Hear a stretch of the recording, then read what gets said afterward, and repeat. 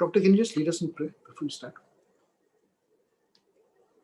கண்களை மூடி தலையை சாய்த்து ஜெபிப்போம். வானத்தையும் பூமியும் சகலத்தையும் படைத்த எங்கள் அருமை பரமபிதாவே, இந்த ராத்திரி வேளையிலும் உடைய அருமையான மகன் இயேசுவின் நாமத்திலே நாங்கள் கூடி வந்திருக்கிறோம். இப்பொழுதும் அப்பா, நாங்கள் உடைய வேதத்தை தியானிக்கும் பொழுது இந்த மார்க்கு சுவிசேஷத்திலே உள்ள அப்பா ஆழமான காரியங்களை நாங்கள் தியானிக்கும் பொழுது எங்களுடைய கண்கள் மனக்கண்களை திறந்து அதில் உள்ள அப்பா ஞானத்தையும் அறிவையும் புத்தியும் நாங்கள் பெற்றுக்கொள்ள, விவேகத்தையும் பெற்றுக்கொள்ள எங்களுக்கு கிருபை தாங்க. வந்திருக்கிற ஒவ்வொருவரையும் கூட இருங்க, எங்களை ஆசீர்வதிங்க, எங்களை பலப்படுத்துங்க. உடைய வார்த்தை எங்களுக்கு அப்பா ஆவியும் ஜீவனுமா இருக்குன்னு நாங்கள் உணர்கிறோம். உடைய வார்த்தையே சத்தியம் ராஜா. அந்த சத்தியத்தை அறிவீர்கள், சத்தியம் உங்களை விடுதலையாக்கும் என்று சொன்ன தேவன். அப்பா, எங்களை உங்களுடைய உண்மையான உடைய வார்த்தை உடைய சத்தியம் எங்களை ஒவ்வொருவரையும் விடுதலையாக்கி உமக்காக நாங்கள் இன்னும் அதிகமாய் உண்மை நேசிக்கவும் உமக்காக ஜீவிக்கவும் எங்களுக்கு கிருபை தாங்க. அப்பா, அருமையா எங்களோடு கூட உடைய வார்த்தையை பகிர்ந்து கொள்கிற மார்க் முறைக்கா ஜெபிக்கிறோம். அவருக்கு விசேஷ ஞானத்தையும் அறிவையும் நீ தந்து எங்களுக்கு அப்பா இந்த வேதத்தின் ரகசியங்களை எங்களை எடுத்து காட்ட எங்களுக்கு கிருபை தாங்க. எல்லா துதி கன மகிமை ஒருவருக்கே செலுத்துறோம். இயேசுவின் மூலம் ஜெபம் கேளு நல்ல பிதாவே. ஆமென். Amen. So, welcome, Khavrin. Shalom, friends. And it's good to be back for this Tamil Bible study that we're doing. உங்களை அனைவரையும் நான் வாழ்த்துகிறேன். ஷலோம் என்று சொல்லி, உங்களுக்கு சமாதானம் உண்டாவதாக என்று சொல்லி வாழ்த்துகிறேன். இந்த தமிழ் வேதாகம படிப்புக்குள்ளே நான் வந்திருக்கிற ஒவ்வொருவரையும் ஆசீர்வதிக்கிறேன், வாழ்த்துகிறேன். We have been studying the Gospel of Mark, and we've come to chapter 3, and today we're going to continue from verse 7 onwards. Mark எழுதின சுவிசேஷம் 3ஆம் அதிகாரத்திலே 6 வசனங்களை நாம் பார்த்து விட்டோம். இன்றைக்கு 7ஆம் வசனத்திலிருந்து நாம் பார்க்க போகிறோம்.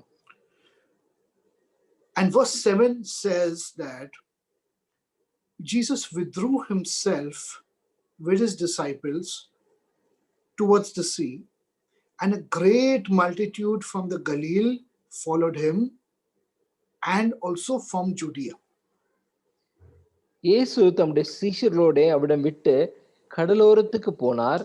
கலிலேயாவும் யூதேயாவிலும் எருசலேமிலும் இதுமேயிலும் யோர்தானுக்கு அக்கறை இருந்து திரளான ஜனங்கள் வந்து அவருக்கு பின் சென்றார்கள் பார்த்தோம். Now this only indicates that there were multitudes and multitudes of people who were waiting and who were in need of spiritual repair to their lives. இது என்ன காட்டுகிறது என்றால், திரளான ஜனங்கள் தங்களுடைய வாழ்க்கையிலே ஆவிக்குரிய வாழ்க்கையை ஸ்திரப்படுத்த வேண்டும் என்று சொல்லி இயேசுவுக்கு பின்பாக செல்கிற ஒரு கூட்ட மக்களை நாம் பார்க்கிறோம். If you think back to the prophecy that was given by Isaiah, where it says that, arise and shine, for your light has come. And then it says that the darkness will cover the land and a great darkness the people, but light will shine from the land of Zebulun and Naphtali. This is exactly what is playing out here. We are reading in chapter 3 of the book of Mark. இந்த mark சுவிசேஷம் 3ஆம் அதிகாரத்திலே நாம் என்ன பார்க்கிறோம் என்றால், ஏசாயா தீர்க்கதரிசி சொன்ன அந்த தீர்க்க தரிசனம் அப்படியே நிறைவேறுவதை பார்க்கிறோம். ஏசாயா 60ஆம் அதிகாரத்துல இது வாசிக்கிறோம். எழும்பி பிரகாசி, உன் ஒளி வந்தது, கர்த்தருடைய மகிமை உன் மேல் உதித்தது. இதோ இருள் பூமியையும் காரிருள் ஜனங்களையும் மூடும், ஆனாலும் உன்மேல் கர்த்தர் உதிப்பார், அவருடைய மகிமை உன்மேல் காணப்படும். உன் வெளிச்சத்தினிடத்துக்கு ஜாதிகளும் உதிக்கிற உன் ஒளியினிடத்திற்கு ராஜாக்களும் நடந்து வருவார்கள். That's Isaiah 60 verses 1 to 3, right? Yes. That's what you read, yeah. Arise and shine, for your light has come, and the glory of the Lord is radiant upon you. எழும்பி பிரகாசி, உன் ஒளி வந்தது, கர்த்தருடைய மகிமை உன்மேல் உதித்தது. Now, let's study these verses from Isaiah chapter 1. Chapter 60 verse 1. It says Kumi Ori in Hebrew. Kumi is the word that's used for resurrection. Kum, to resurrect. இந்த வசனத்தை நம்ம ஆழமா பார்க்கலாம். ஏசாயா தீர்க்கதரிசி எழுதின இந்த 60ஆம் அதிகாரத்திலே முதல் வசனம், எழும்பி பிரகாசி. எபிரேய மொழியில எழும்புறதுக்கு நிக்கிறது, எழும்புறது, கூமி. கூமி என்றால் மறுபடியும் மரித்தவர்கள் உயிரோடு எழும்புறது, அதான் குறிக்கிறது. It's the same word that is used when Jesus brought to life that young girl Tabitha, and he said, "Kumi, rise up, resurrect." மரித்த அந்த தபித்தாவை உயிரோடு ஆண்டவர் எழுப்பும் பொழுது என்ன கூறினார்? கூமி, எழும்பு என்று சொல்லி எழுப்பினார். So this verse, Isaiah is saying something very, very deep. He's saying, resurrect, arise, ori, and light up yourself. கூமி, உயிர் தெளிந்து எழுந்த பிறகு நீ என்ன பண்ண? நீ பிரகாசி, ஒளி உன்னிடத்திலிருந்து வரட்டும், பிரகாசி. It says ki ba oreka, which means that because the light of you has come. ஏனென்றால் அந்த ஒளி வந்தது உனக்குள். And the kavod Adonai alecha zarak, and the glory, the heaviness, the kavod, the heaviness of the Lord alecha, on you, is become radiant. You are radiating light of God that is descended upon you. இந்த கர்த்தருடைய மகிமை, அந்த ஒரு வெயிட்னு சொல்லுவாங்கல்ல, wait, அந்த கனமான அந்த மகிமை உன்மேல உதித்து அதை நீ பிரகாசித்து வெளிக்கொண்டு வருகிறாய். Now you have to understand that when Isaiah is talking about this, he's not talking about the physicality of things, he's talking about the soul aspect of a human being. ஏசாயா இந்த இடத்துல சும்மா சாதாரணமா பேசல, ஆனா ஆத்ம ரீதியாக பேசுறார். Now in every human being there is a spiritual garment, a spiritual skin that has been put in place by God. ஒவ்வொரு மனுஷனுக்கும் ஒரு தோல் மாதிரி மூடி அவனுடைய ஆத்மாவை மூடி கொண்டிருக்கிற ஒரு காரியத்தை பார்க்கிறோம். And this garment or the skin is the skin that needs to be cleaned by the blood of Yeshua, and then when the anointing light of God comes, the skin now, which is called Ori, starts glowing with the light of God. இந்த தோல், இந்த மூடிக்கொண்டிருக்க போர்வை போல மூடிக்கொண்டிருக்க இந்த தோல் இயேசுவின் இரத்தத்தினாலே கழுவப்பட வேண்டும். அதற்கு பின்பு அவருடைய ஒளி வரும்பொழுது இது பிரகாசிக்கும்.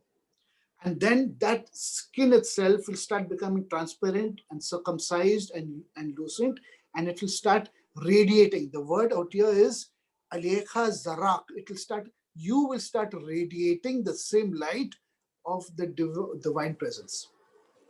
அதற்கு பின்பு என்ன நடக்குது என்றால், இந்த தோல், மூடப்பட்ட தோல் வெளியே வந்த பிறகு அந்த மனிதன் அவருடைய ஒளியை மற்றவர்களுக்கு பிரகாசிக்கிற ஒரு மனிதனாய் மாறுகிறான். Verse 2 says, Ki hine hachoshet hi hisse eretz ve'arafel le'omim. For behold, darkness, choshet, will cover the earth, will cover the land, and murkiness, that means it seems to say that a kind of a murkiness before the eyes. So darkness is covering the land, but the mind and the soul aspect of the person will be left in a kind of confusion, will cover the people. Yet the Lord will be radiant upon you, and his glory, it shall be seen over you. இந்த இரண்டாவது வசனத்தை பார்க்கும் பொழுது இவ்வாறு கூறுகிறது, இதோ இருள் பூமியையும் காரிருள். இந்த காரிருள் என்று சொல்லும் பொழுது நம்மளுடைய மனதை அப்படியாக மூடிக்கொண்டிருக்கும் ஒரு பயங்கரமான ஒரு இருட்டு, ஒரு குழப்பத்தை நம்மளுக்கு ஒரு தெளிவில்லாத ஒரு குழப்பமான நிலையை கூறுகிறது. ஜனங்களை மூடும். ஆனாலும் உன்மேல் கர்த்தர் உதிப்பார், அவருடைய மகிமை உன்மேல் காணப்படும். And verse 3 says, and the nations will go to your light, will be attracted to your light, and kings to the brightness of your radiance. உன் வெளிச்சத்திற்கு ஜாதிகளும் உதிக்கிற உன் ஒளியின் இடத்திற்கு ராஜாக்களும் நடந்து வருவார்கள். So it says, "Ve halakhu goyim le orecha u malachim le noga." The word noga is a brightness. The word noga is a brightness, and ve zarachecha is the radiance. So this brightness noga now is when your spiritual garment, your spiritual skin starts showing a kind of brightness. இந்த எபிரேய மொழியிலே நோகா என்று சொல்லப்படுகிற வார்த்தைக்கு தமிழ்ல அர்த்தம் என்றால் ஒளி, ஒரு வெளிச்சம். ஆகையால் உன்னுடைய உடல், உன்னுடைய ஆத்துமா ஒரு ஒளியை பிரகாசிக்க ஆரம்பிக்கிறது. So now let me explain, for an individual who does not know God, and his spiritual garment, that skin that God gave every human being in the Garden of Eden after the sin, that skin is dirty, it is soiled, it is filthy, and it is put in place by God, so the impurities of the world do not attack the essence of the human being inside. ஆதாமும் ஏவாளும் அந்த Eden தோட்டத்துல இருக்கும் பொழுது தேவன் அவர்களுக்கு ஒரு போர்வை போல, ஒரு மகிமையான போர்வை, ஒரு ஒளியுள்ள போர்வை மாதிரி கொடுத்திருந்தார். ஆனால் அதற்கப்புறம் ஒரு பாவம் செய்த பிறகு, பாவத்தில் விழுந்த பிறகு அந்த போர்வை, அந்த மகிமை போர்வை எடுக்கப்பட்டது. இப்பொழுதும் அவர் என்ன சொல்கிறார் என்றால், அந்த மகிமையின் போர்வை மீண்டும் நமக்கு கொடுக்க விரும்புகிறார்.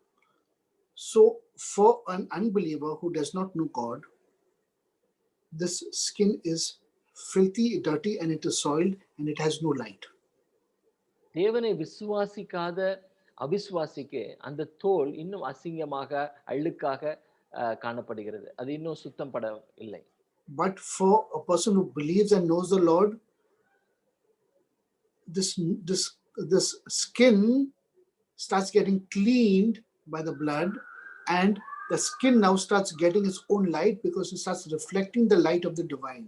And this skin now is not only called klipa, it's called klipa noga. It's called a skin that also glows. So there's a difference between us and the rest of the world. பாருங்க, ஆண்டவரை அறியாத மக்களுக்கு நான் சொன்னேன், அந்த அழுக்கான தோல் மூடப்பட்டிருக்கு. ஆனா விசுவாசிகள், இயேசுவை விசுவாசிக்கிற ஜனங்களுக்கு அந்த அழுக்கான தோல் இயேசுவின் ரத்தத்தால் கழுவப்பட்டு தேவனுடைய மகிமை அதன் மேல் வரும் பொழுது அந்த தோல் ஒளி வீச ஆரம்பிக்கிறது. So there is a process which is happening. So when we are reading, when Jesus was walking in the Galilee, and thousands of people were coming to him to be healed and to be restored, and they were thirsting for God because they were all attracted to that light which has come for them. இப்ப அந்த கலிலேயா கடலோரம் பாக்குறோம், இயேசுவானவர் நடந்து போயிட்டு இருக்கும்போது திரளான ஜனங்கள் அவர் பின்பற்றி வருகிறாங்க. அவர்கள் ஏன் வராங்கன்னா, அவர் ஒரு காந்தத்தை போல அந்த மக்களை அப்படியே ஈர்க்கிறாரு. அவருடைய ஒளியை நோக்கி இந்த மக்கள் வருகிறார்கள். Now in verse 8 it says, "And from Jerusalem and from Idumea and from beyond the Jordan, they about Tyre and Sidon, right from the Lebanon, and a great multitude, when they had heard the great things he did, they came to him." The news spread from all over the neighboring areas. They all came running to Jesus. 8வது வசனத்திலே பார்க்கிறோம், கலிலேயாவிலும் யூதேயாவிலும் எருசலேமிலும் இதுமேயாவிலும் யோர்தானுக்கு அக்கறையிலிருந்து திரளான ஜனங்கள் வந்து அவருக்கு பின் சென்றார்கள். அல்லாமலும் தீரு சீதோன் பட்டணங்களின் திசைகளிலும் இருந்து திரளான ஜனங்கள் அவர் செய்த அற்புதங்களை குறித்து கேள்விப்பட்டு அவரிடத்தில் வந்தார்கள். And they were all coming and pressing him and pushing themselves, and they were not giving him space to talk and to do anything, because thousands of them were coming for healing. They were coming for all sorts of diseases. So Jesus said, he withdrew from them, and he took a boat, and he sat on the boat, and from that boat he was now speaking to all of them and teaching them and giving them lessons and teaching them and putting light into their lives. இதுதான் நம்ம 9வது 10வது வசனத்துல பார்க்கிறோம். அவர் அநேகரை சொஸ்தமாக்கினார். நோயாளிகள் எல்லாரும் அதை குறித்து அவரை தொட வேண்டும் என்று அவரிடத்தில் நெருங்கி வந்தார்கள். ஜனங்கள் திரளாய் இருந்தபடியால் அவர்கள் தம்மை நெருக்காதபடிக்கு தமக்காக ஒரு படகை ஆயத்தம் பண்ண வேண்டும் என்று தம்முடைய சீடர்களுக்கு சொன்னார். And then verse 10 says, and he healed many so much that they pressed upon him for to touch him, as many as had plagues. And unclean spirits, when they saw him, fell down before him and cried, saying, thou art the Son of God. பாருங்க 11ஆம் வசனத்துல அசுத்த ஆவிகளும் அவரை கண்டபோது அவர் முன்பாக விழுந்து நீ தேவனுடைய குமாரன் என்று சத்தமிட்டார். And then he charged them, saying that they should not speak such things and keep quiet and do not say, declare that he is the Son of God. அதான் 12ஆம் வசனத்துல பார்க்கிறோம், தம்மை பிரசித்தம் பண்ணாதபடி அவைகளுக்கு கண்டிப்பாக கட்டளையிட்டார். And then he took them up to a mountain and he called a few of them who he wanted, and they came unto him, and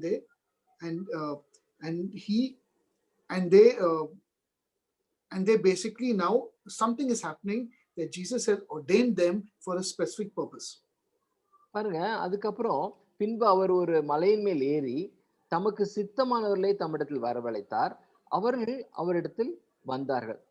அப்பொழுது அவர் 12 பேரை தெரிந்து கொண்டு அவர்கள் தம்மோடு கூட இருக்கவும் பிரசங்கம் பண்ணும்படியாக தாம் அவர்களை அனுப்பினார். You see, friends, Jesus has got his ministry on this earth. பாருங்க நண்பர்களே, நல்லா புரிஞ்சுக்கொள்ளுங்க. இயேசுவானவர் இந்த பூமியில அவருக்குன்னு ஒரு ஊழியம் இருந்தது. But he needs you and me also to be ordained to carry on the ministry and to reach people, because the work is too much in this earth. இந்த உலகத்துல அவர் நம்ம செய்ய வேண்டிய வேலை அதிகமா இருந்தனால அவர் பாருங்க நம்மையும் அவரோடு கூட சேர்த்து இழுத்துக் கொள்கிறார். அந்த வேலையை செய்யறதுக்கு அவரோட கூட நம்மையும் சேர்த்து கொள்கிற பாக்குறோம். Many people come to the Lord and come to be born again thinking that it's for themselves. That is the wrong attitude. இப்ப ரட்சிக்கப்படுவர்கள் மீண்டும் ஆண்டவர்னாலே ஜெனிப்பிக்கப்படுவர்கள் என்ன நினைக்கிறாங்கன்னா, இந்த ரட்சிப்பு எல்லாம் தங்களுக்காக சுயநலமா தான் நினைக்கிறாங்க. அது அப்படி அல்ல, இது மற்றவங்களுக்காக. The moment you come into the kingdom and be born again, be prepared to do ministry, even if it's in the smallest form. தேவனுடைய ராஜ்யத்துக்குள்ள நீங்க என்னைக்கு நுழையறீங்களோ அப்போ அன்றைக்கே நீங்க நினைச்சுக்கொள்ளுங்க, ஏதாவது ஒரு சின்ன கடுகளவு ஒரு ஊழியர்னாலும் அதை நீங்க செய்ய ஆயத்தமா இருக்கணும். Whatever you're doing in the kingdom of God, if you're working, you are partnering with our Lord Yeshua to build the kingdom of God. தேவனுடைய ராஜ்யத்தை நீங்க என்ன சின்ன காரியமா இருந்தாலும் நீங்க அவரோட கூட தேவனோட கூட யெஷுவாவா கூட நீங்க ஒரு பார்ட்னராக ஆரம்பிக்கிறீங்க. Verse 14. And he ordained 12 that they should be with him and that he might send them forth to preach the kingdom of God and the gospel. அப்பொழுது அவர் 12 பேரை தெரிந்து கொண்டு அவர்கள் தம்மோடு கூட இருக்கவும் பிரசங்கம் பண்ணும்படியாக தாம் அவர்களை அனுப்பவும் வியாதிகளை குணமாக்கி பிசாசுகளை துரத்தும்படி அவர்கள் அதிகாரமுடையவர்களாய் இருக்கவும் அவர்களை ஏற்படுத்தினார். So now Jesus is putting in place a structure where everybody who's coming to him, who's partnering with him, is going to work in the kingdom and is going to build the kingdom, my friends. If you are only in the kingdom for yourself, then you are in gross error.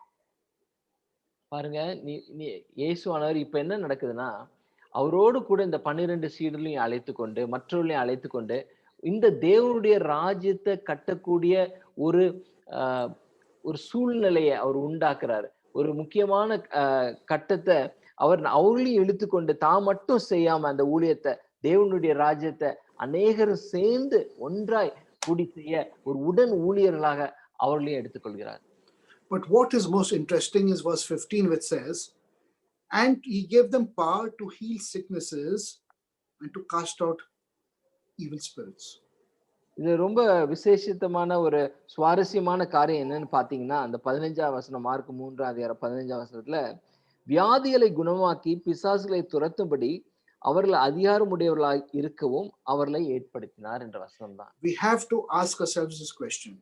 நாம் இந்த கேள்வியை நம்ம ஒவ்வொருவரும் நமக்கிட்டே கேட்க வேண்டும்.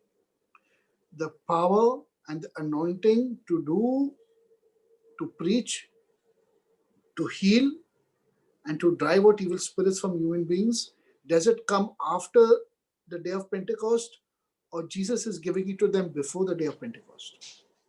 பாருங்க, இப்போ ஒரு நல்ல ஒரு காரியத்தை நம்ம இப்ப தியானிக்க போறோம், பார்க்க போறோம். இப்ப இந்த அதிகாரம், இந்த அபிஷேகம் சீடர்களுக்கு ஏசப்பா வந்து பெந்தெகோஸ்து நாளுக்கு முன்பாக கொடுத்தாரா இந்த அதிகாரத்தையும் வல்லமையும், இல்லாட்டி அதுக்கப்புறம் கொடுத்தாரா? How is Jesus giving them the authority? Because Jesus is not yet crucified, not yet resurrected, and the day of Pentecost is not yet come. It's 3.5 years from now. How is it that Jesus is giving them the authority to operate in the kingdom of God? பாருங்க, இந்த ஒரு கேள்வியை நான் கேட்க விரும்புறேன்.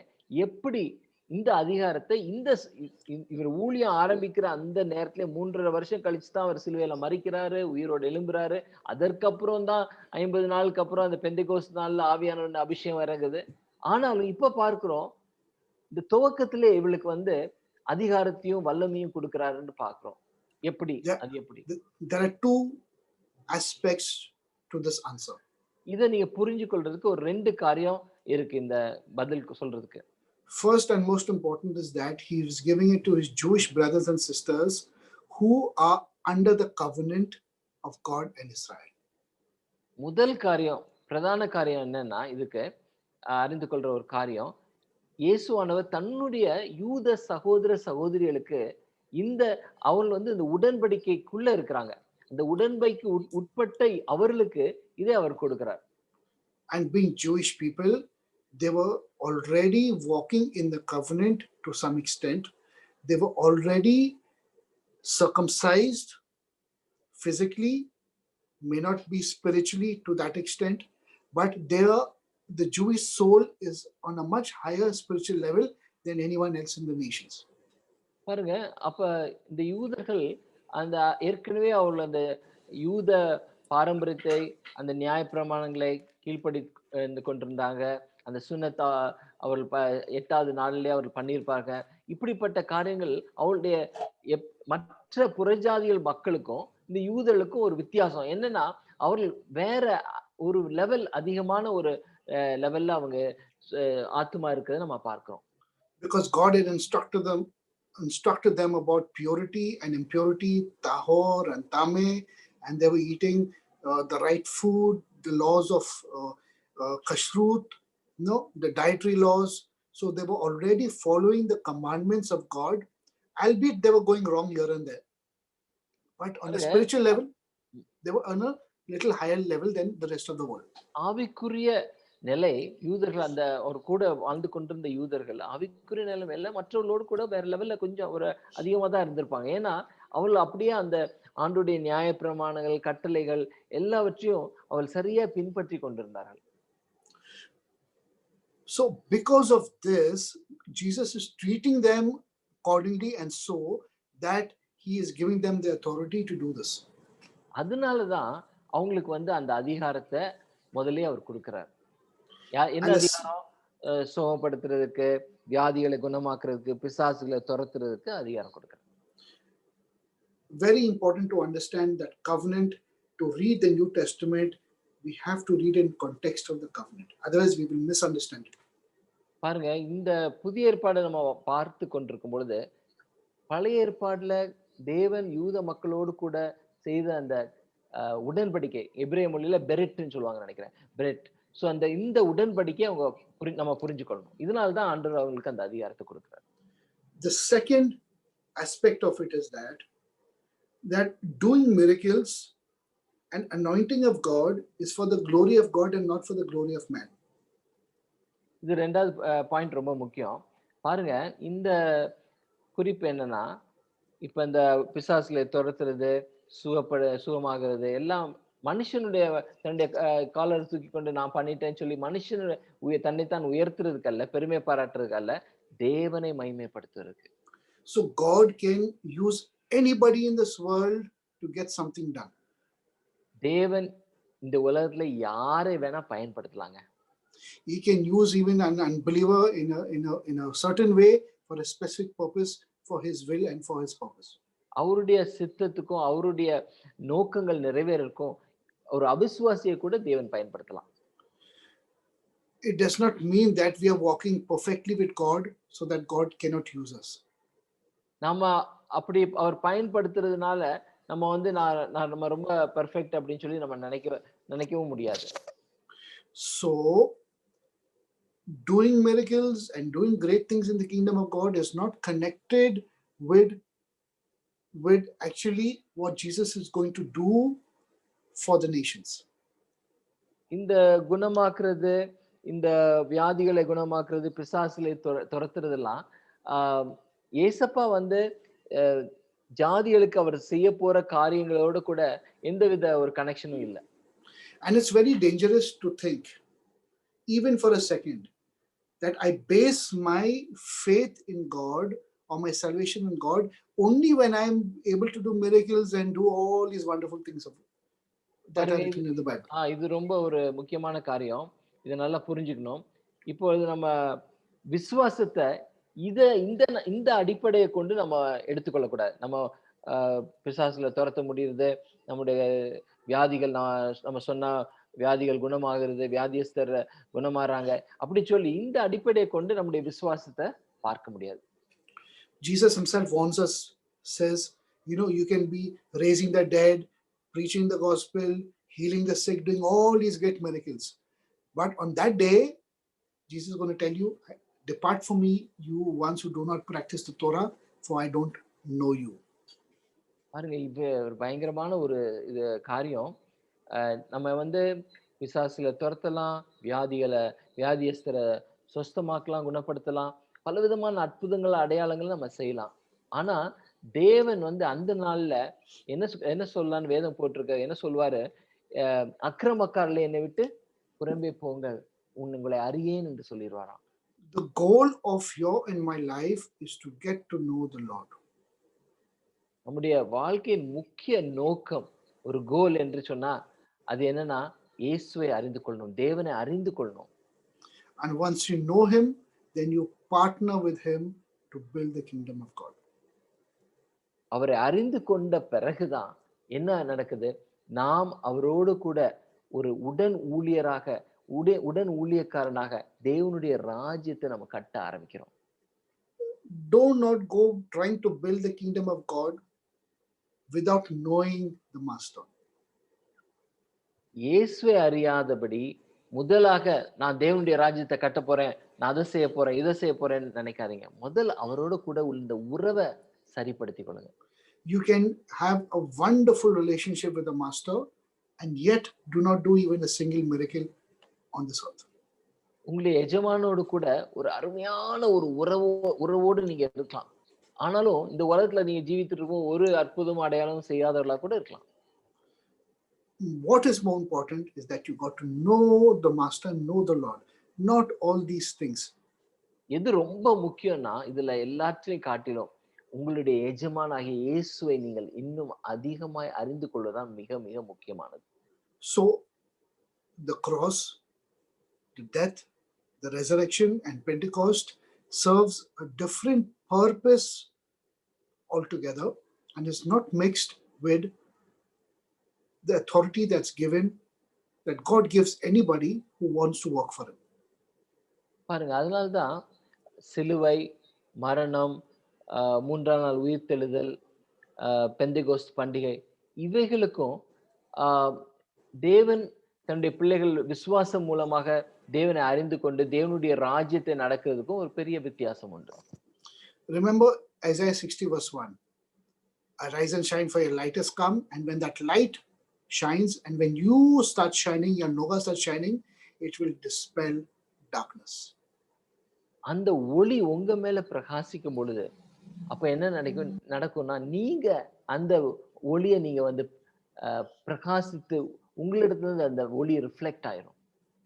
Now verse 15 onwards, the gospel tells us that he chose 12 people to be his disciples, to carry on the work and to aid him in building the kingdom on this earth. அந்த வசனத்துல பார்க்கும் பொழுது அவர் 14 வசனம் வாசிக்கிறேன். அப்பொழுது அவர் 12 பேரை தெரிந்து கொண்டு, அதான் சோஸ், தெரிந்து கொண்டு அவர்கள் தம்மோடு கூட இருக்கவும் பிரசங்கம் பண்ணும்படி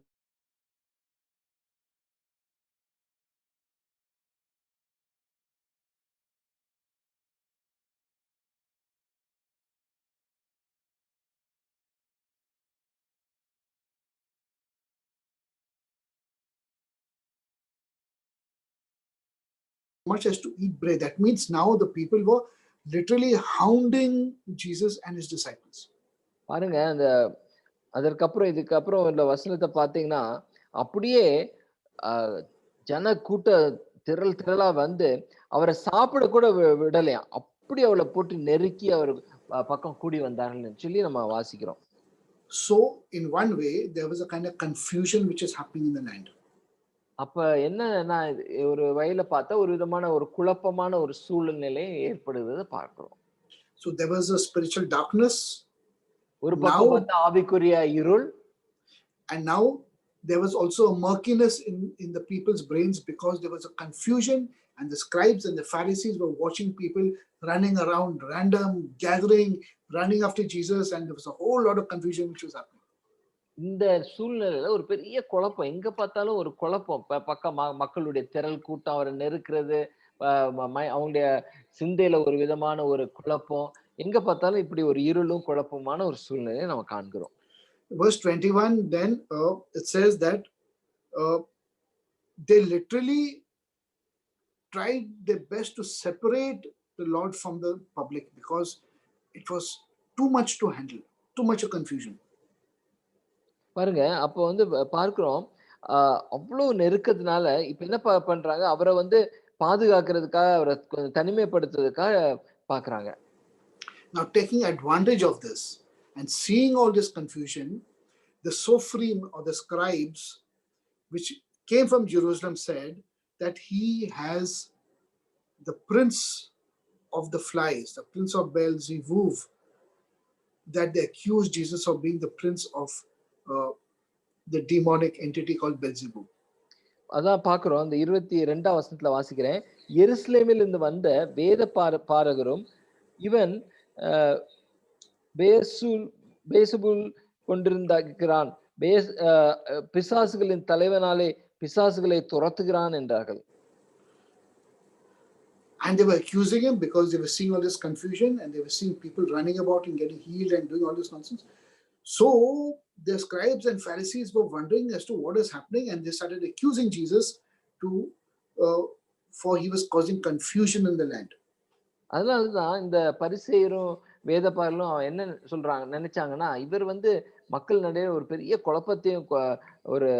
குழப்பத்தை உண்டாக்கிட்டு இருக்காரு அப்படி சொல்லி இயேசு அந்த நோக்கத்துல கண்ணோக்கத்துல பார்த்து அவரை வந்து குற்றம் சாட்ட ஆரம்பிக்கிறாங்க. But as much as Jesus never wanted attention to himself, attention came looking for him. இயேசுவானவர் எப்பொழுதுமே தான் வந்து சென்டர் ஆஃப் அட்ராக்ஷனா இருக்கணும், இல்லாட்டி மக்களுடைய கண்ணோட்டம்லாம் அவர் மேலதான் இருக்கணும்னு சொல்லி அவர் நினைக்கிறதே இல்லை. ஆனாலும் பாருங்க, அவர் நினைக்காட்டியும் அவர்கிட்ட தான் அந்த மாதிரி வருது.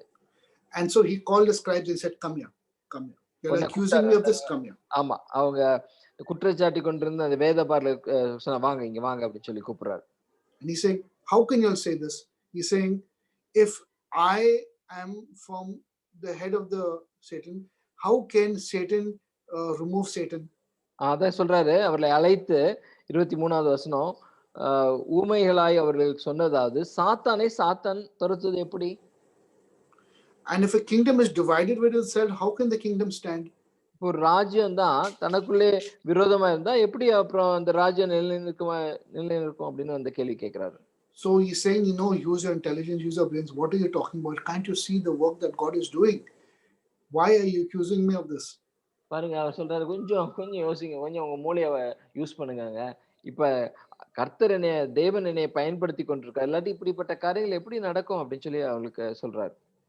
See, friends, there are many verses in the Bible that are very literal and are very practical, and we have to read it in a very practical manner. There's nothing very spiritual about this. பாருங்க, சில வேதத்துல நிறைய வசனங்கள் வந்து நம்ம வந்து ஒவ்வொரு வசனத்தையும் ஒரு ஆவிக்குரிய அர்த்தம் இருக்குன்னு சொல்லி அதை இது பண்ண முடியாது. நடைமுறையில இருக்கிற காரியங்களை அப்படியே வாசிக்கும் பொழுது அதை அப்படியே நம்ம எடுத்துக்கொள்ளணும். And what we do as humans is that we take verses that are supposed to be literal and extra spiritualize it, or we take verses that need to be spiritualized and we discard it as absolutely normal. That's the danger we have to be careful about. நான் ஒரு ஒரு காரியத்தை நான் சொல்ல விரும்புறேன். இப்ப சாதாரணமா நடைமுறையில யதார்த்தமா எழுதப்பட்ட சில வசனங்களை நம்ம என்ன பண்றோம், அதுக்கு வந்து ஒரு பெரிய ஒரு ஆவிக்குரிய அர்த்தத்தை அதுக்கு கொண்டு வந்து புகுத்துறோம். அதே சமயத்துல மாறாக ஆவிக்குரிய காரியமா எடுத்துக்கொள்ள காரியங்களை நம்ம என்ன பண்றோம், சாதாரணமா அது ஒரு யதார்த்தமா எடுத்துக்கொள்கிறோம். ரெண்டுமே Verse 27. No man can enter into a strong man's house and spoil his goods, except he will first bind the strong man and then he will spoil his house. பாருங்க, மார்க் 3:27 பலவானை முந்தி கட்டினால் ஒழிய ஒருவனும் பலவானுடைய வீட்டுக்குள் புகுந்து அவன் உடைமைகளை கொள்ளையிடக்கூடாது. கட்டினானே அதில் அவன் வீட்டை கொள்ளையிடுவான். In fact, he's saying that I have entered into the strong man's house. I have entered into this world that is ruled and controlled by Satan, and I'm binding all these things, and I'm dispelling the darkness, and you're accusing me of being one with him. பாருங்க, ஆண்டவர் கேட்கிற கேள்வி என்னன்னா, நான் இந்த உலகத்துக்குள்ள இந்த பலவான் ஆட்சி செய்திருக்கிற இந்த உலகத்துக்குள்ள வந்து இந்த பலவானை கட்டி நான் அநேகருக்கு விடுதலை கொண்டு வந்துட்டு இருக்கேன். நீங்க என்னைய பார்த்தா நீங்க சொல்றீங்க நான் வந்து பிசாசு பிடிச்சவன் என்று சொல்லி அப்படின்னு கேட்கிறார். And then Jesus gives a very dire warning out here.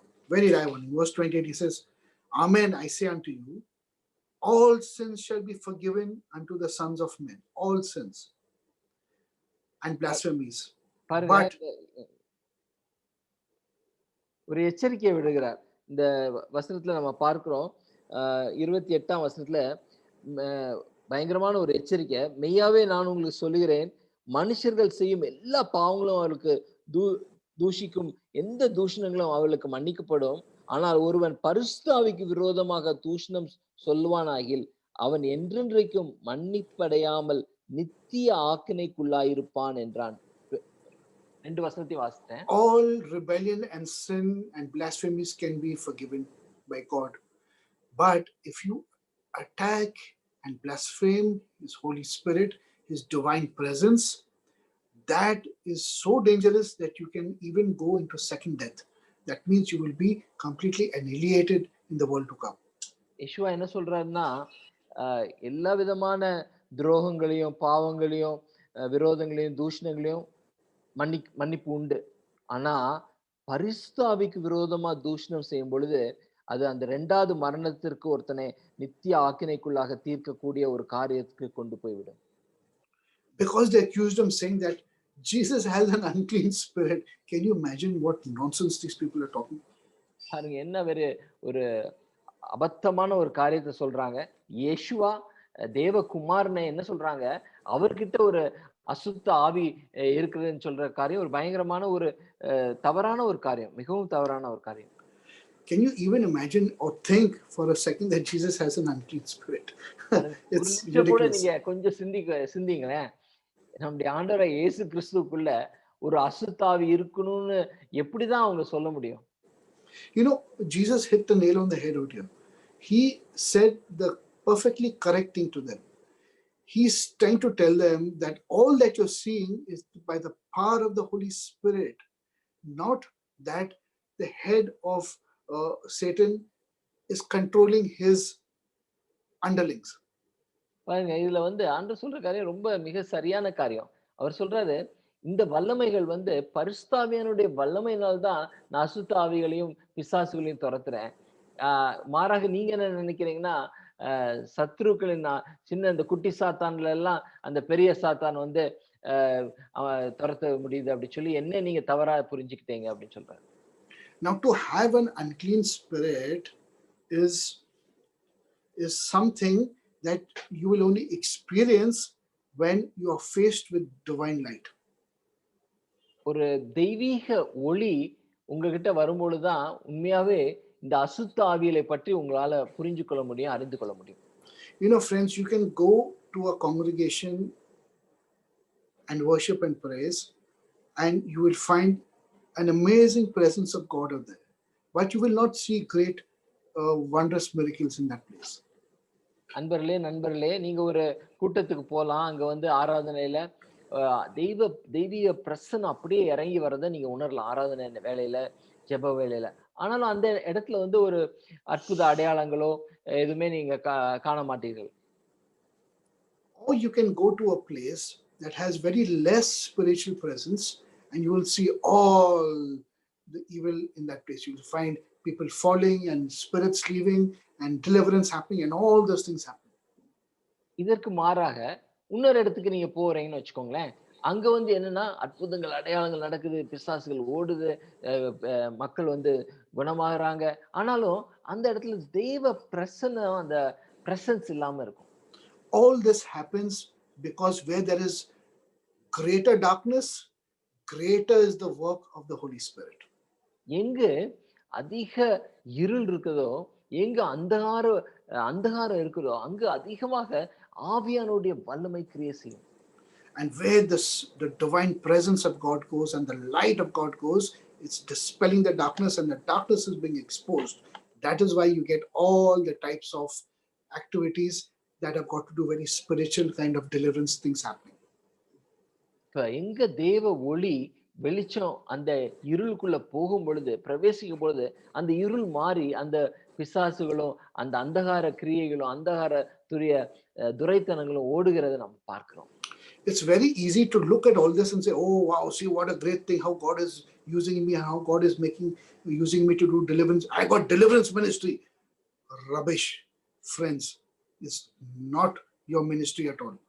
பாருங்க, இதெல்லாம் பார்த்துட்டு நீங்க நான் ஒரு கர்த்தர் ஒரு பெரிய விடுதலையின் வரத்தை கொடுத்திருக்காரு, பிசாசுகளை துரத்தக்கூடிய வரத்தை கொடுத்திருக்காரு அப்படின்னு சொல்லி நீங்க நினைக்கிறது அதெல்லாம் என்னன்னு சொல்றது, ஒரு அசுத்தமான ஒரு ரபிஷ் அப்படின்னு சொல்றாரு. How people make offices of their own. I got deliverance ministry. பாருங்க, தங்களை தாங்களே உயர்த்திக்கிறாங்க. நான் விடுதலை செய்கிற ஒரு ஊழியத்தை கர்த்தர் எனக்கு கொடுத்திருக்கிறார், நான் வரம் பெற்ற ஊழியன் அப்படின்னு சொல்லி மக்கள் தங்களே தானே புகழ்ந்துக்கிறாங்க. We love to make ourselves so prominent. No? We love to give ourselves name, prestige, power. பாருங்க, நமக்கு தானே அந்த மாதிரி நம்மளையே உயர்த்தி பெருமைப்பட்டு கொள்றதுக்கு நம்ம ரொம்ப பிடிக்கும், ரொம்ப விரும்புவோம்.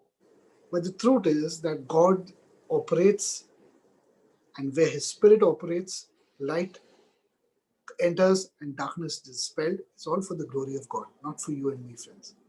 இது ரொம்ப முக்கியமானதுங்க. தேவனுடைய ஒளி வரும் பொழுது, பரிசுத்த ஆவியானவர் கிரியை செய்யும் பொழுது, இருள் தானாவே ஓடிரும். இது எல்லாமே நம்ம வந்து நம்முடைய சொந்த மகிமைக்கோ இதுக்கோ இல்ல, தேவனுடைய நாமம் மகிமைப்படுவதற்கு தான் இது நடக்கும். Now, by the time Jesus was walking this earth 2000 years ago, the Jewish nation, the nation of Israel, was so far away from God that they were all walking in this gross darkness, which Isaiah prophesied in chapter 60. இயேசு இந்த உலகத்துல வந்த அந்த 2000 வருடத்துக்கு முன்பாக அந்த வந்த சமயத்துல யூத மக்கள் அவளுடைய வாழ்க்கை எப்படி இருந்தா, இப்படிப்பட்ட அந்தகாரத்திலும் இருளிலும் பயங்கரமான அந்தகாரத்திலும் அவருடைய வாழ்க்கை, ஆவிக்குரிய வாழ்க்கை இருக்கிறதை நாம் பார்க்கிறோம்.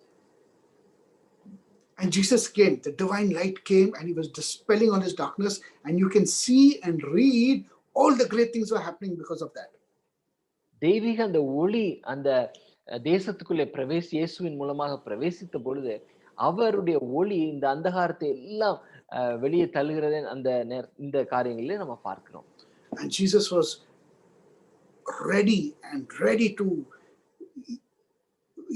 ready to work and to dispel the darkness. He was completely absorbed in the ministry His Father has given Him. தன்னுடைய பிதா கொடுத்த அந்த ஊழியத்தை நிறைவேற்றணும்னு சொல்லி அவர் முழு மூச்சாக காரியங்களை செய்து கொண்டிருந்த அந்த ஒளி, அவருடைய இருந்த ஒளி அந்த அந்தகாரத்தையும் இருளையும் அந்த வியாதிகளையும் அந்த அசுத்த ஆவியையும் விரட்டுவதை நாம் பார்க்கிறோம். Now, verse 31. And they came then his brethren and his mother, and standing without, sent unto him, calling him. So now his brothers, his family members, his mother and all came looking for him, saying, where's Yeshua? Where's Yeshua? Where's Yeshua? பாருங்க, இயேசு எங்கன்னு சொல்லி அப்பொழுது அவருடைய சகோதரரும் தாயாரும் வந்து வெளியே நின்று அவரை அழைக்கும்படி அவரிடத்தில் ஆள் அனுப்பினார்கள். Why did they come here? ஏன் வந்தாங்க? because they were concerned for him. They seen all this which is happening, and they say, "Oh my! I wonder what's happening to my son. What's happening to Yeshua? Let's go and find out whether he's okay, whether the people have harmed him, overrun him, or what." So they all came running to see whether he's he's in a good place. பாருங்க, அவங்க தாயாரும் சகோதரரும் யேசுவாவை பற்றிய ஒரு அக்கறைனால, ஒரு concern, care, அக்கறை, அவங்க எப்படி இருக்காரோ, என்ன பண்றாரோ, இப்படிப்பட்ட குழப்பங்கள்லாம் இருக்கே, இவ்வளவு மக்கள் அவரை நெருக்குறாங்களே அப்படி சொல்லி அந்த அக்கறையினால அவர் வந்து பார்க்கறாங்க. Right now, I mean, see, the Bible talks to us in very simple things also. We have to read it very simply, not try and spiritualize things. பாருங்க, இந்த வசனம் ரொம்ப யதார்த்தமா வேதம் சொல்றது. அது யதார்த்தமா நம்ம படித்து போறோம். இதுக்கு ஒரு ஆவிக்குரிய அர்த்தத்தை பூத்தக்கூடாது. And then all the people around him said, and they called and said unto him, "Behold, your mother and your brethren are looking for you. They're looking for you. They're worried for you. They're looking for you." பாருங்க, அவங்க எல்லாம் சொல்றாங்க, அவளுக்கு அவர் பிரதித்திரமாக அவங்க வந்து ஜனங்கள் வந்து என்ன சொல்றாங்கன்னா, உங்களுடைய தாயாரும் உங்களுடைய சகோதரரும் வெளியே நின்று உங்களை தேடுறாங்க, தேடுறாங்க, உங்களுக்காக எங்க இருக்கீங்க தேடிட்டு இருக்காங்கன்னு சொல்றாங்க. And he looked at them, verse 34, around at them and said, and those who sat around him and said, "Behold, my brothers and my mother and my sister, ye all are the ones," because Jesus's heart was to do the ministry that God the Father had given him. அப்பதான் அவளுக்கு அவர் பிரதித்திரமாக, என் தாயார் யார், என் சகோதரன் யார்னு சொல்லி தம்மை சூழ உட்கார்ந்திருந்தவர்களை சுற்றி பார்த்து, இதோ என் தாயும் என் சகோதரரும் இவர்களே, ஏன்னா தேவனுடைய சித்தத்தின் செய்கிறவன் எவனோ அவனே எனக்கு சகோதரனும் எனக்கு சகோதரியும் எனக்கு தாயுமாய் இருக்கிறார் என்றார். For whosoever shall do the will of God, the same is my brother, my sister, and my mother. தேவனுடைய சித்தத்தின் படி செய்கிறவன் எவனோ அவனே எனக்கு சகோதரனும் எனக்கு சகோதரியும் எனக்கு தாயுமாய் இருக்கிறார் என்றார்.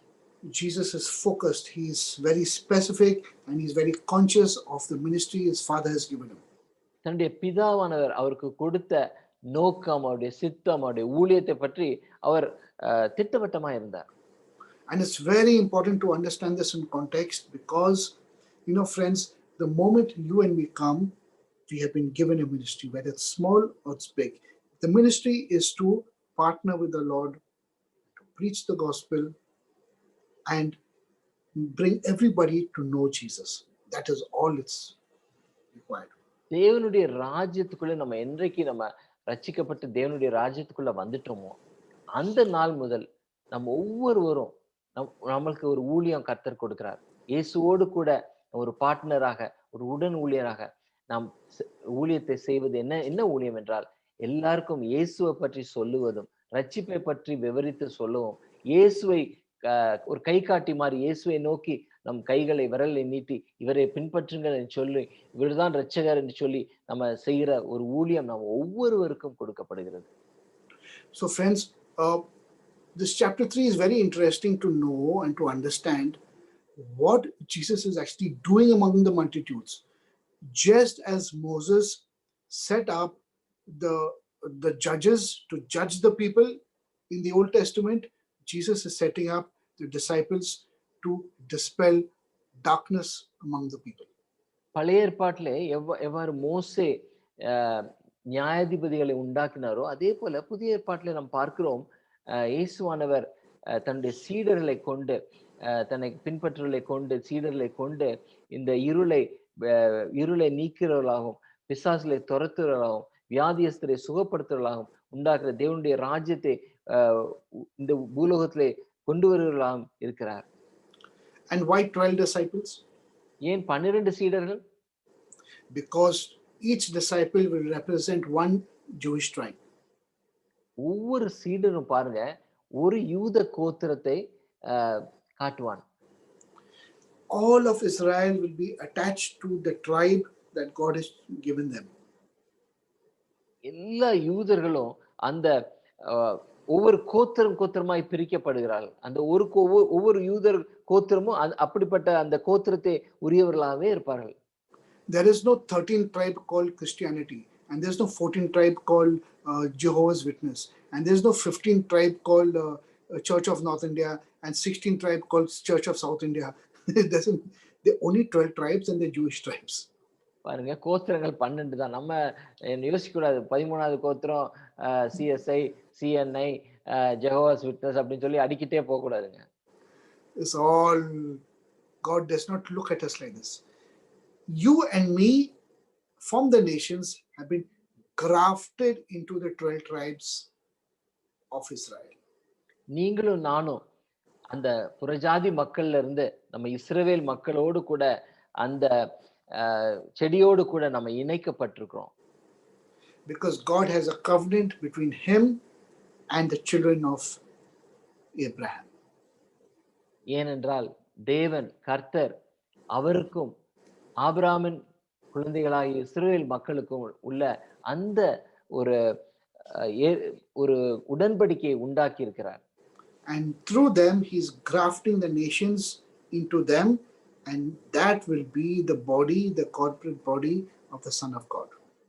பாருங்க எப்படி ஒரு கொடியும் செடியும் ஒன்றா போய் இணைக்கப்படுகிறதோ, அது பொருத்தப்படுகிறதோ, அதே போலதான் நாம் கிறிஸ்தவர்களாகிய நாம், இயேசுவை அறிந்து கொண்டவர்களாகிய நாம், ஆபிரகாமின் பிள்ளைகளாகிய வம்சமாகிய யூத மக்களோடு கூட ஆண்டவர் இணைக்கிறார்.